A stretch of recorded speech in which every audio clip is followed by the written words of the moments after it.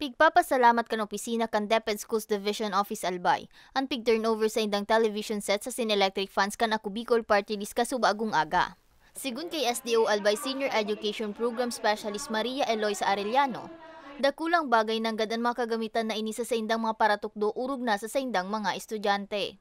Bicol, thank you for your continued and unwavering support to education. Kami po ay nagpapasalamat sa SDO Albay na kami ay tuloy-tuloy na tinutulungan ng Ako Bicol sa lahat ng aming mga endeavors, especially po sa mga pangangailangan ng pang-edukasyon. Ugmama ng Pamayukan Miti Elementary School sa Barangay Miti, Kamalig Albay na igwana sindang magagamit na TV as sindugang na electric fan. Yung mga bata, siguradong madadagdagan yung pagkatuto nila kasi dati, ang ano lang nila is sound. So ngayon, meron ng visual. So pag pinagsama natin yung audio and video, mas tataas yung level ng kanilang pagkaintindi sa lesson ng teacher. Gabus na pang elementaryang eskwelahan na nasa lindong kang SDO Albay ang makakarisibe kan mga nasambit na kagamitan. Total na 465 electric fan asin TV ang pigtao kang partido para sa 465 eskwelahan sa probinsya.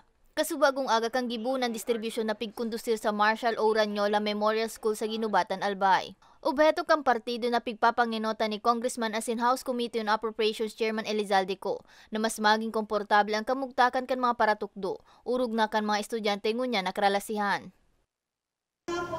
Ang Ako Bicol Party List sa pamumuno ni Honorable Elizalde Co and Kong Jong Pumalon ay hindi po titigil sa pagsusuporta at pagsusulong ng kalidad ng edukasyon dito sa Albay.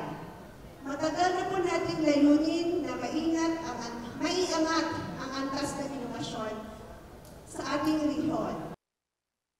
Mientras tanto, kasabay kang turnover ceremony pigkondusir man ang Memorandum of Agreement o MOA signing para sa padagos na partnership kan Department of Education Bicol asing kang partido na pigpartisiparan man ni dating Kongresista Christopher Quitoco. Para sa mga baretang tatak Bicol, Mia Rango.